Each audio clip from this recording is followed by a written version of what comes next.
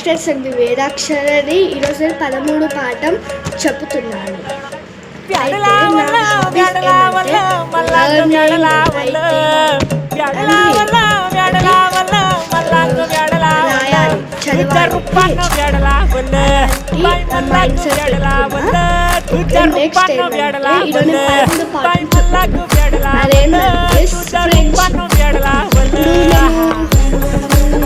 మనకు తెలుసు కదా, శ్రీకృష్ణుడు చెల్లు ఫ్రెండ్షిప్ అది ఎంత వాల్యూ వస్తుందో మన లైఫ్కి.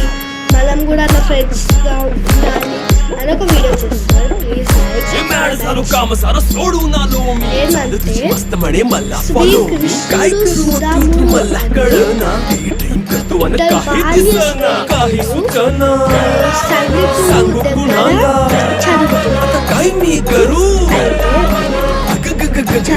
చదువుతాను. మనం కృష్ణుడు బాల్య స్నేహితుడు సుధాముడు బాల్య స్నేహితుడు శ్రీకృష్ణుడు.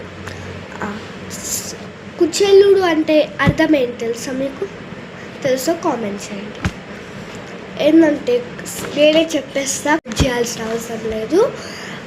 ఏంటంటే మన చినిగిన బట్టలు ధరించిన వాడు, దరిద్రంతో ఉండేవాళ్ళు, వాళ్ళని కుచేలుడు అని పిలుస్తారు. కుచేలుడిని సుధాముడు అని కూడా చెప్తారు. అయితే వాళ్ళిద్దరు అంటే కుచేలుడు అంటే సందీపుడు అని అనవచ్చు, సందీపుడు అంటే కుచేలుడు కూడా అనవచ్చు. అయితే ఒకరు కుచేలుడు అనిపిస్తే ఒక సందీపుడు అని, అలానే వాళ్ళు కూడా. కుచేలుడు ఎంతో దరిద్రంతో బాధపడుతూ ఆయనను తనకు వచ్చిన డబ్బుతో ఆయనకు వచ్చిన దానితో తృప్తి పడుతూ దేవుడిని స్మరిస్తూ ఉండేటోడు. అంటే మీకు అర్థమైంది కదా? అర్థమైతే ఈ స్టోరీ మీకు ఎంత వాల్యూ తెచ్చిందో మీరు నా కామెంట్ సెక్షన్లో చెప్పండి. అండ్ నెక్స్ట్ ఏంటంటే అతని భార్య కూడా తృప్తి పడుతూ దేవుడిని స్మరిస్తూ ఉండేది. మీకు అర్థమై ఉంటుంది ఈ లెసన్, మీరు అలా చూసి ఉంటారు సినిమాలు, కానీ ఇది మీరు వినాల్సిందే. ఇక్కడ రీడింగ్ అనేది నా మైండ్ సెట్తో పెట్టి నేను ఇది స్టార్ట్ చేశాను.